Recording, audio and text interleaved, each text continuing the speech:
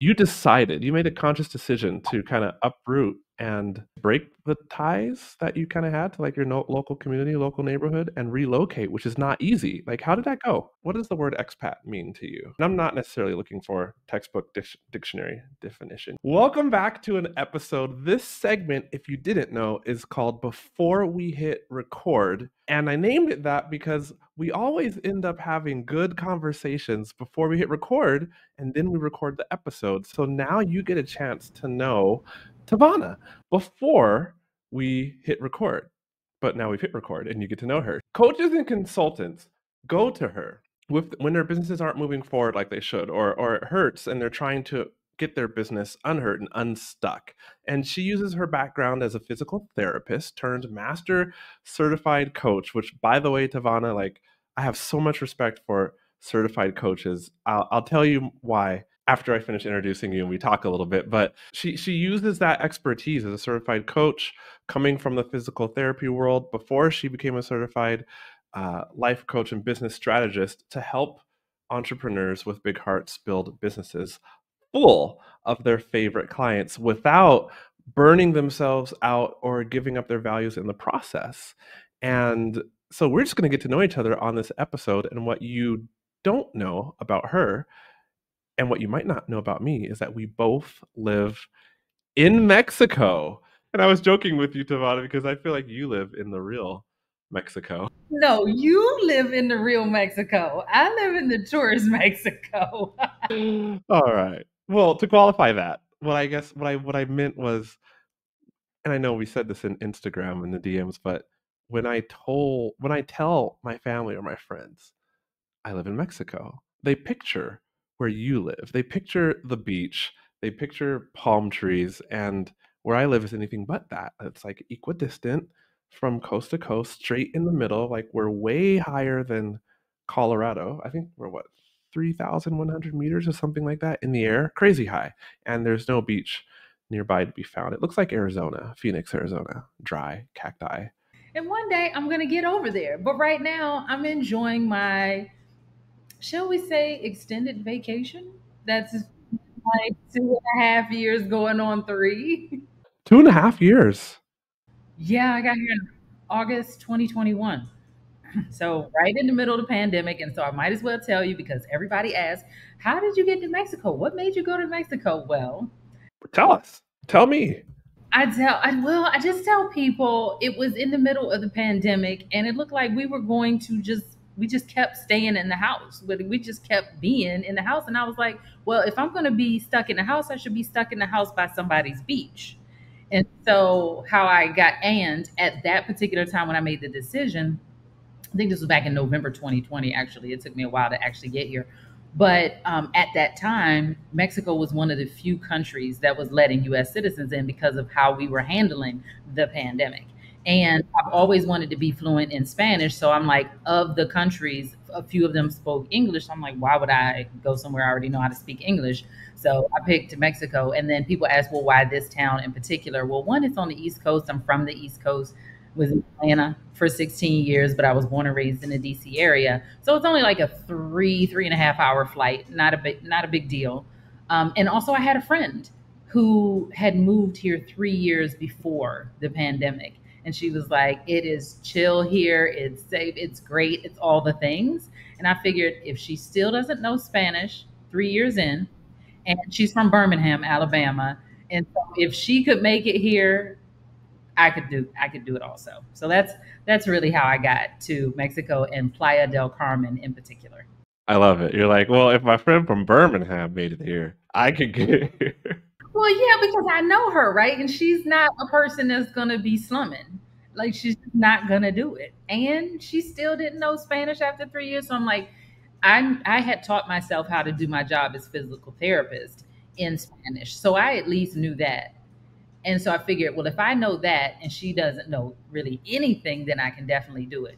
Side note, once I got here, I realized that I didn't really know anything because I couldn't feed myself. I can still make my way around a hospital or a physical therapy clinic in Spanish. But when I got here, I couldn't do basic things like go to the grocery store. Do you know how many words you need to know to come up with your grocery list? It's more than people realize. More than they realize. So think about making your whole grocery list and being in a foreign country and being like, where's the cucumbers? But I don't actually know how to say cucumbers or anything else on this list. And I wasn't sure if the internet was going to work. So it's not like you can do Google Translate. Like you actually got to know the words. Or sign language at this point. So then, okay, now you transitioned because I'm sure like the listeners like, okay, we want to know about you and we're just getting to know each other. So like you can get to know me too. But you transitioned from a physical therapist to a certified life coach and business strategist. Did that transition happen before Mexico or after Mexico? Oh, Because before. So you I were don't, all right. Because you were on the podcast previously when Rick was the host. It was episode 672, How to Turn Your Launches from Stressful, Unfocused Chaos into Fun and Profitable. And I'll put that link in the description, but like walk me through this timeline really quick. like, how do you go from physical therapist to life coach and business strategist? Yeah, and roughly years, like how long did that take you to make that transition? Forever. It feels like it took forever. So here, this is okay. So I had my first business before I had my physical therapy license, and I'm going to date myself, but I became a physical therapist in August 2001. Okay. But I had my first business before I got my license to practice. And so I just always was interested in business. And I tell people that I sort of had one foot out of physical therapy even before I got in, because even though I grew up wanting to be a doctor and I ended up being a physical therapist because they had more hands on experience with their patients and they actually got to see them get better instead of just here's your prescription, you know, don't call me back if it works or actually if it doesn't work. You never got to see it work. So I was like, I don't want to practice like that. And then when I learned what physical therapy was, I was like, this is it. I want to do that. But then somewhere between deciding in high school I wanted to do that to actually getting the license, I found out I loved business. And so started the business, started physical therapy because that was quote unquote easy money. I knew like I would show up, I would get the check, and I kept working my businesses on the side, had lots and lots of struggles and ups and downs. And then there became a point I was a clinic director, assistant clinic director, and the group director left. When he left, I didn't get promoted. They promoted somebody over me, even though I had been running the clinic for months. Ah, don't you love those politics? Yeah, it was great. But the straw that broke the camel's back is when they also decided that they weren't going to let me take off for my brother's graduation from NYU. And I had given them more than 30 days notice. So instead, I decided to give them 30 days notice of my resignation. Haha.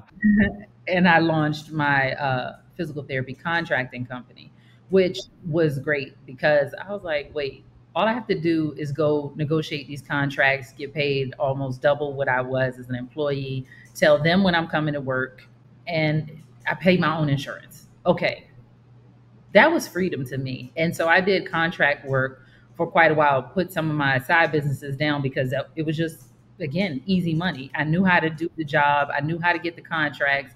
You don't have office politics because you don't have to go to staff meetings because you're not technically part of a staff, you're a contractor. So it was just the best of both worlds for a while. And then, but then I was starting to get burned out. And I still had, I think I maybe 2011. So about 10 years in, I was getting burned out and I was looking, trying to figure out what else can I do. And I started an alternative fitness event company, just helping women around Atlanta learn of new ways to move their body besides running and lifting weights. And it was fun. But I never figured out how to monetize that well enough to live off of. Like, so that's part of the story. And then in 2014, excuse me, in 2012, I got a certification as a wellness coach. We have to take continuing education courses as physical therapists, as healthcare providers, keep your education up. And at the end of one of those, they gave me that certification. And I was like, wait a minute, maybe I can do this because I forgot to tell you part of the story is in 2007, after I came from Costa Rica. for Spanish immersion school. I know it's a whole thing, right? I read the 4 Hour Work Week, and Hold on, that hold on, hold on, hold on, hold on. okay. Let me Please, back. Let me pause. Go ahead. hold on. So, 2001, you started in physical therapy, and then before you burnt out 10 years later, you decided to go to Spanish immersion school in Costa Rica? Yeah, because I told you I always wanted to be fluent. Okay. Well, I mean, everybody says, well, not everybody. The people that do say that in the language, they don't just up and in the middle of their career like take immersion school abroad. So like that's really cool. I love that you did that. How did you decide to go to that? Well, I think the reason why a lot of them don't do it is because they didn't have the flexibility that I had. As doing contract work, I can tell you when I'm going to work. The challenge was, and I only went for a month, but I had to save up enough money to not work because if you don't work, you don't eat, and pay for the school, and pay my bills back in the U.S., that kind of thing. So I was fortunate enough to have that autonomy of my schedule and the ability to earn and save to be able to go and do that. But obviously, I couldn't do that, but for so long. So that's how I did that. And when I got back, Tim Ferriss had written The 4 Hour Work Week, and my friend, he was like, "You got to read this book." Yeah. You Yeah. know, You wrote it for you, pretty much. he did, but I was like not feeling the way that he was talking about doing it. I wasn't trying to sell supplements and print on demand T-shirts and things like that. So I just started looking for ways that I could live this lifestyle that he was talking about, where I didn't just want to sell products. I still wanted to help people. I'm a helper at heart, and so I just kept looking and kept myself open to what options and possibilities there would be. And like I said, I ended up with the alternative fitness event company. And then because I was still practicing physical therapy, I got that coach certification, and I went online to see, well, I know how to start the other businesses. How do you start this coaching business thing?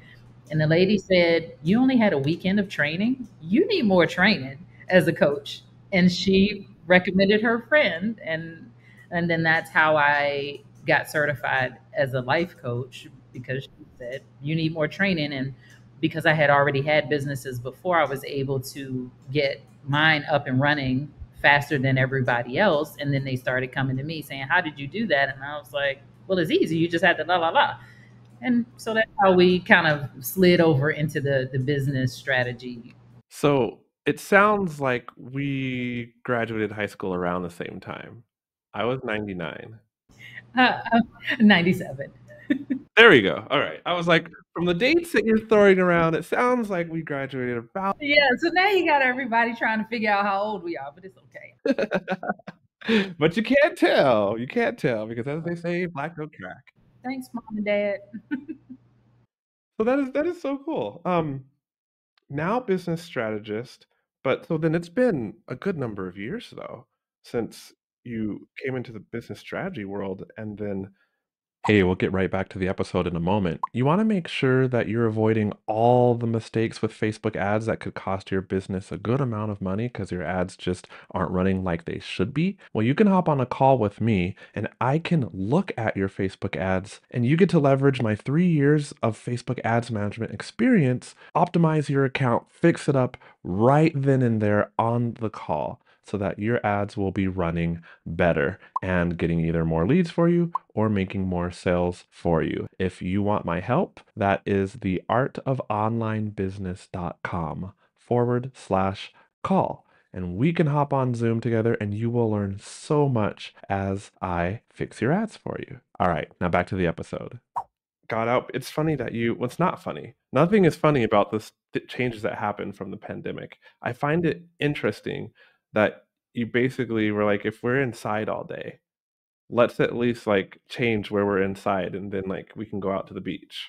But so many people I knew and know, they also say that they want to move somewhere. And they're like, oh, QUqədwo, it's cool that you live in Mexico. And then the next thing you hear, probably you heard it from your friends too, oh, but we could never do that, because the kids in school or because the house here and because all the ties that normally happen when you plant down. So like I'm curious, we got forced out of China. I don't know if you know that story. No, I don't.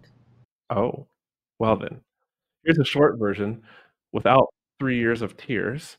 Was that my wife and I got married in 2009. She had not been to China before. I had already been to China for 2 years, study abroad university, right? And so she was in Mexico working at a church and setting up like an intern program at a church down here in Mexico, like a Christian church. Because, if you want to be an engineer, you could intern at Microsoft. And if you think that maybe you want to do something like involved in the ministry, you could like intern at a church. And so it was like she was setting up an intern program in Spanish in Mexico. And so she didn't have like anything in the States, except for me. And so at that point, I was like, hey, let's go to China. And she was like, okay, cool. So we went to China in 2009 and we stayed there for 12 years and we never planned on leaving. But then we had our kids, and because she's still Chinese is hard. Mandarin Chinese is super hard.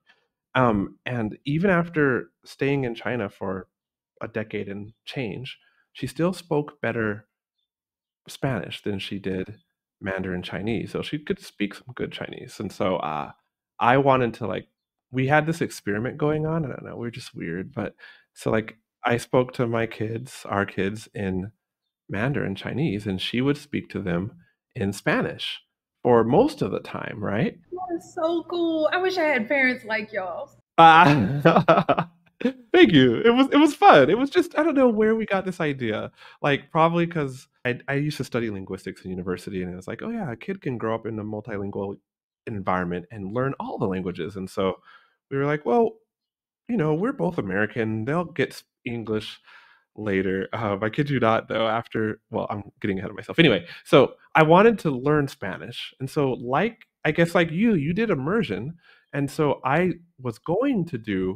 did do an immersion program in 2019, kind of piggyback off a vacation to the States that we had. And then we were going to do another immersion program for me in Mexico. And we did start out doing that. And that was January 13th, 2020. And so we are there at the school, and news is doing its thing, and people are like, "Hey, wait, you guys know what's going on?" And like we're like, "Yeah, we're hearing about this like weird China pandemic thing too." And they're like, "Didn't you guys say that you were from China?" People are like starting to look at us sideways, right? And think about not having us go to school. We're like, "But we've been out longer than 2 weeks." And so lo and behold, we quarantined in China in Mexico because Mexico, lots of tacos and guac. We were happy, and we had this quaint little like Airbnb in like a courtyard of I don't know, 14 residences, big courtyard, and we kind of negotiated with them to do long term, like more local rent instead of like the higher Airbnb rent. Um, and then China shut down their borders, and we thought we would wait it out in Mexico, but we couldn't ever go back. Like they didn't open up until 2023. And so, like, from April of 2020 is when they shut down, I think. So we had to, like, sell everything, like, via FaceTime on our phones. Like, some friends got into our place in China and, like, 4 bedrooms of stuff, we whittled down to, like, 6 luggages, which we saw a year and a half later, and Mexico became home, and that is how I ended up here. So, there's the story. That's incredible. Yeah, it was, lots of tears, lots of tears. So, a bit of a transition, and, that's kinda how I met Rick, the former host of this podcast, is, I had a business online before teaching Chinese to expats in China, and then with that business, like, I had been a paid member of his, accelerator, back in 2019, and then so saw lots more business growth from there until, like, the pandemic decimated the business because people weren't learning in my style of teaching, which was highly interactive, that people were being quarantined. And so that couldn't pivot. And then I started coaching inside, like literally, I'm like, Rick, I need a job. And he's like, all right, you can be a coach since you have run ads and know a lot about online business. And so he taught me all the extra stuff that I know, and I was coaching with him in the accelerator for several years, and then, running ads part-time in another, like, Facebook ads agency, and that's how I transitioned into this world. So, I was asking you, though, because you made a conscious decision to kinda uproot and, I guess, break the ties that you kinda had to, like, your no local community, local neighborhood, and relocate, which is not easy. Like, how did that go? And what was some of the conversations that happened between you said you're married, right? No, I'm not. I did all this by myself, so I don't have to have those conversations, but with me, myself, and I. And I guess my mom, because she felt some kind of way about it. But they are used to me being away. Like, I'm from the DC area, lived in Atlanta for 16 years, went to school in Florida. They're used to me being away and just doing my own thing. I'm just a little bit further away. And I just kept trying to tell her, Mom, she's like, but I can't drive and see you. And I was like, well, technically, if you were really ambitious, you could drive to see me. It's probably better to fly, but you technically could drive to see me. So those were some of the conversations that I had with her, and just talking to some of my other friends who had lived as expats and lived abroad, just really asking what is something that you wish you had brought with you that you didn't, or like what are some of the things that you miss from the US that you don't have access to. I think that was really the main thing. And then I just decided to sell or give away most of my stuff and put some things that couldn't easily be replaced in storage. And I came down with like 2 suitcases. What was it like? Two-part question. What was it like running your business while you were relocating? And then what's it like running your business from Mexico now? Well, I had a group program, so I didn't coach one on one at that time, and I had prepared my clients to, and work. I work in the middle of the week intentionally, so that if I want to travel, I just travel on Monday, Tuesday, or Friday. Like that was very thoughtful and intentional. So all of my clients were on Wednesday, Thursday, and I made sure that I was here and in place and in time to be set up to start coaching them again. But I think they were inspired by it and they were excited to see. And we really didn't miss a beat because of how I schedule myself. Now, I have to say that was the first week I stayed in Cancun and it was just totally like vacation, with the exception of the one call that I had.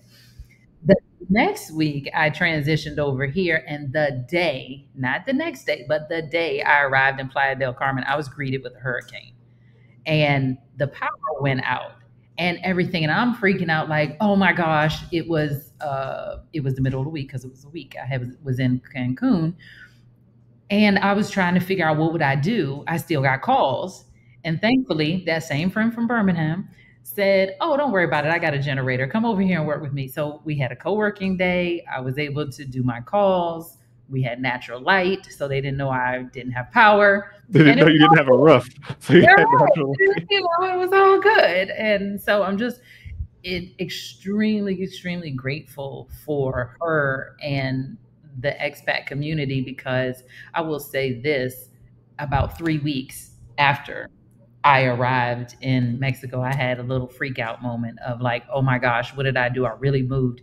And I think that was because at that time, everybody had gone back. There were a lot of friends here from all over the world on vacation because this part of Mexico was a party town, just like Atlanta. It was like Atlanta shut down for a little bit and then it was mostly back open. Mexico was mostly back open after they shut down for a little bit. So everybody kind of went back home and I was left to be here with real life trying to figure out the grocery store. That's why I talk about that because it's real when you get somewhere and you realize you don't know words to be able to feed yourself, which is such a basic and fundamental thing that we take for granted sometimes. Oh yeah. I mean, we could talk at length about the various stages that like you have to go through when you're living in a country that isn't like a native English speaking country. Like the food, and then like, oh yeah, how about the identity, and then trying to learn enough language so you can like hold somewhat of a social conversation like in Spanish. Yeah. And you don't have to deal with this, but I'm dating in Spanish, which Ooh, that sounds fun. it is different. It is different and it's fun and it can be all the things. And I think if you're an open-minded person, and like I said, I enjoy the language. I have been taking tutoring sessions and things like that. And I paid the tutor for a good year, but nothing beats dating a person that does not speak your same language. Like my Spanish jumped up significantly when I when I started the dating process. Nice. So then Spanish speakers that you have dated, favorite nationality? Are we talking Colombians, Cubans, Mexicans? I am so curious. Well, I've only dated here in Mexico because I've dated other nationalities in the US. Well, sure, yeah. But I mean, you live in Playa del Carmen, though. There's It's a good mix, but I guess I could just say it like this: the Mexicans love me. So I haven't really dated. I dated one guy from Venezuela. Um, and I actually kind of like that though because he was brown. Like, okay, they're brown too, but let's say he's closer to black. Like, kind of, he doesn't speak English though. But if he kept his mouth closed, you would be like, oh, he could be a brother, kind of thing. So I think there's a little bit of similarity when you're dealing with somebody that's also part of the African diaspora. Even though they speak a different language, there are those commonalities that I didn't see with the Mexican Latinos. oh, for sure. I understand not because of the similar context, but because for the longest, like, I actually up until now, I still haven't lived in a place, like, where there's just a bunch of black people like me. What? Well, the States, obviously, but then China, Oh yeah. kind of, but not quite. I'll explain that in a moment. And then Mexico. So I guess what I mean is, like, when I go outside, it's clear that I am not from here.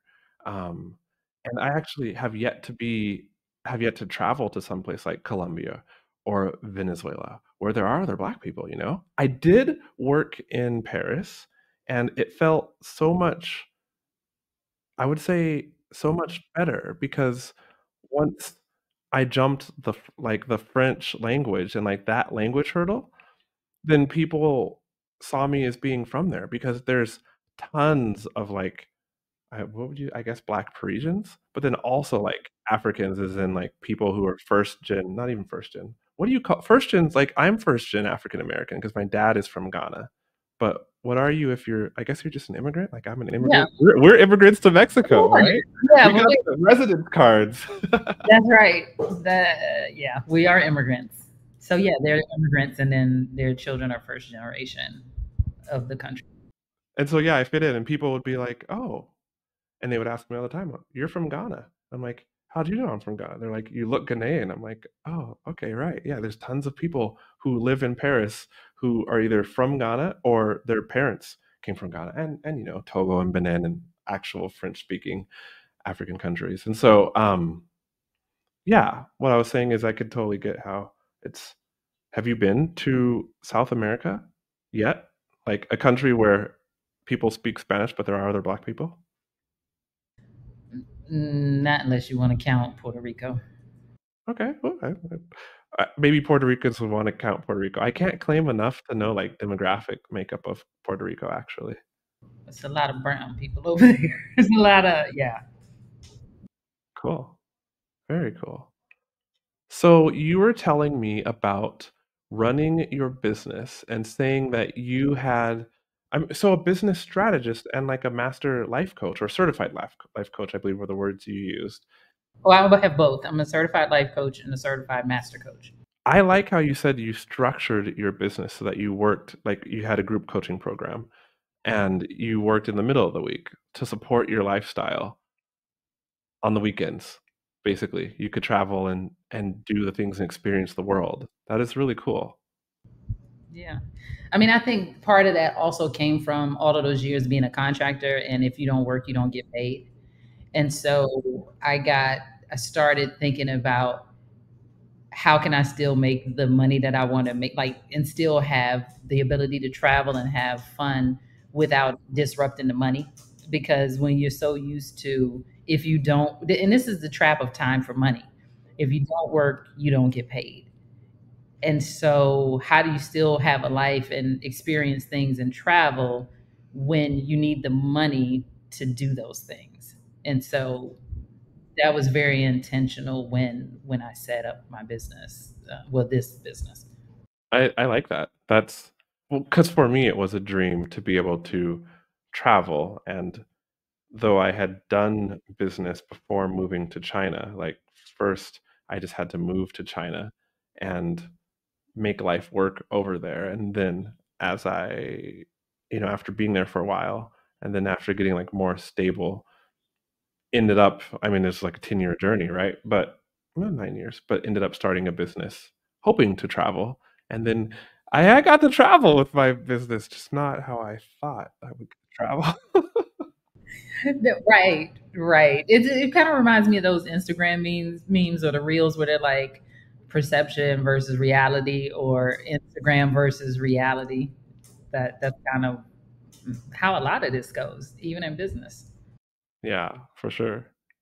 You talked about community down there. I don't feel like I'm a big part of the or I'm a big deal. I don't feel like I participate much in the expat community here. You do, though, participate a lot more in the expat community in Playa del Carmen? Not necessarily. I have expat friends that people have introduced me to. So what happened was after I had the little mini freak out 3 weeks in, I reached out to my online community and was like, "Hey, I'm struggling. Help."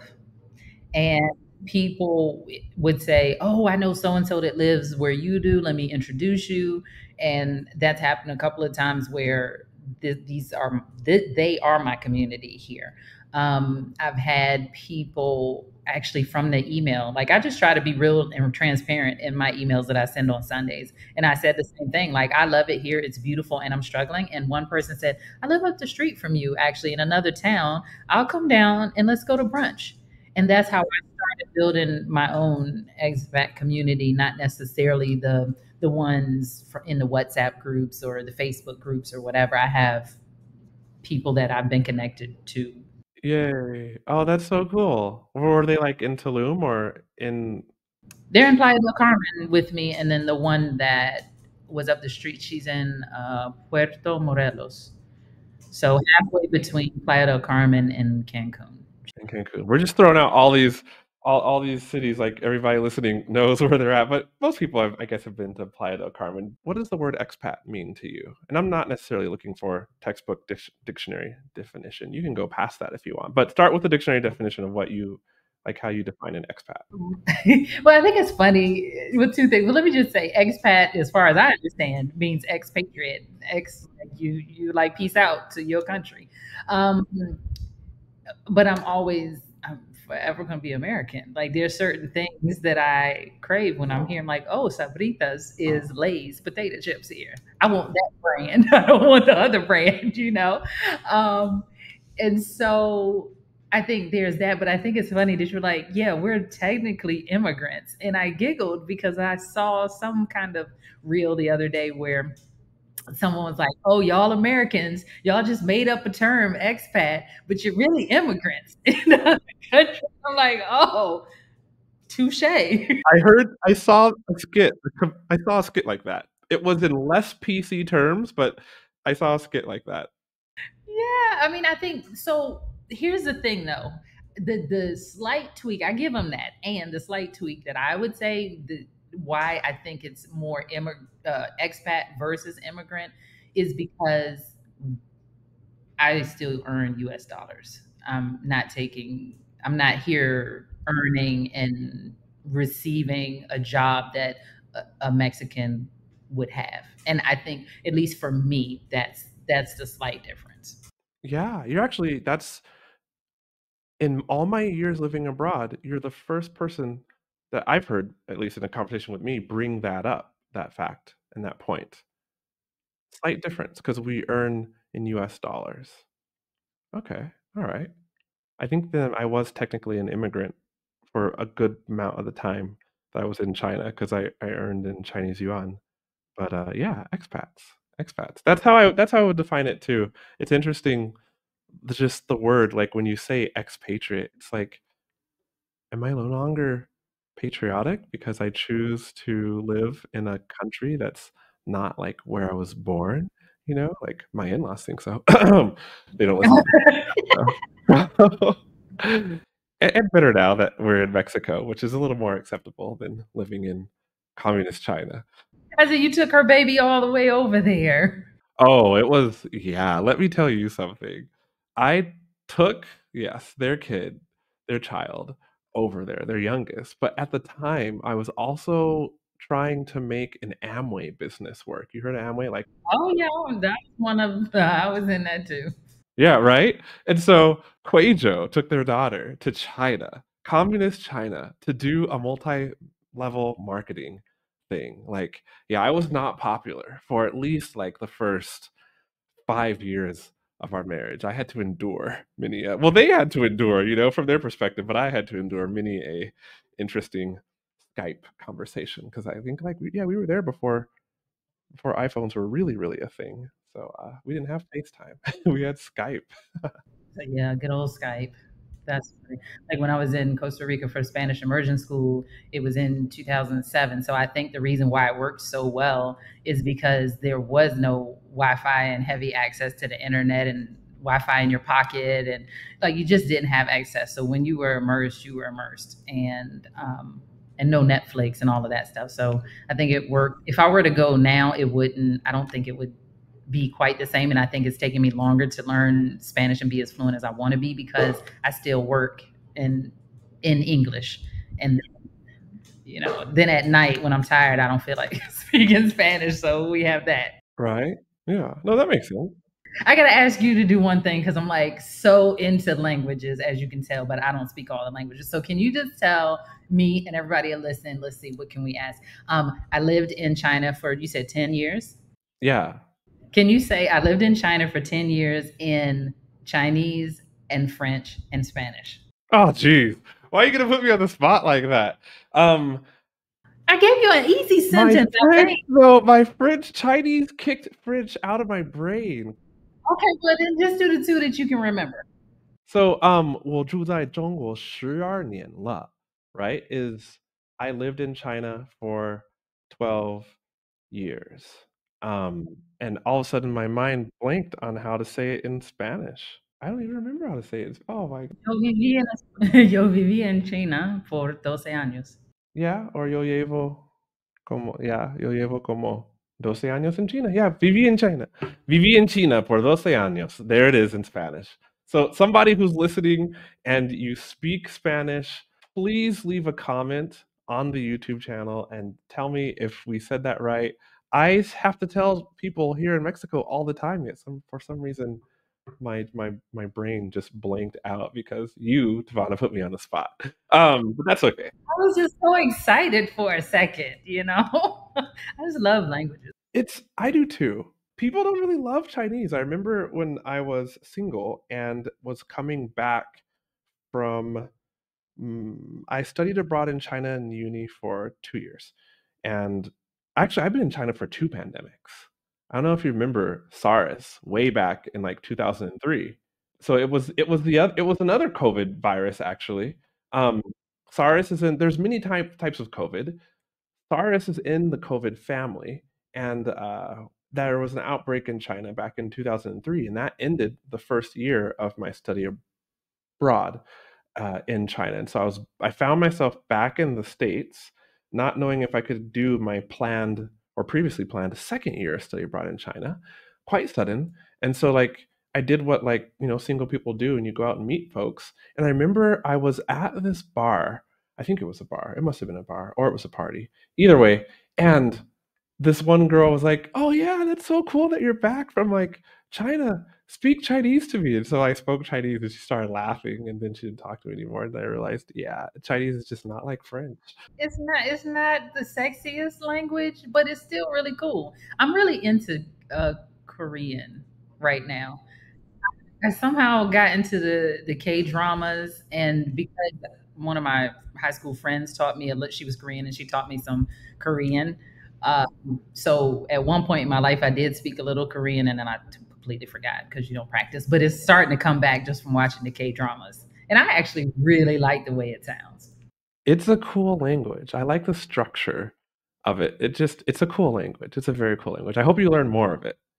Maybe you'll show me a little bit of the structure because I'm just literally me and the subtitles. And like, oh, okay, I know that sound. But then the problem is, it sounds like they have a formal version and a casual version too. So I haven't quite teased that out yet. But That's part of what I would consider the useless information stored in my brain, which is that I did a linguistics major. That was my major out of college, and it was completely a choice because I wanted to just study abroad, and they let you study abroad a lot, 2 years out of 4 years. You can spin abroad. And had I been more intelligent, I probably would have picked like an international relations degree, but I didn't want to do economics because I chose the easy thing. And so I got lots of random language stuff like stored in my brain from the linguistics degree that I probably will not ever use.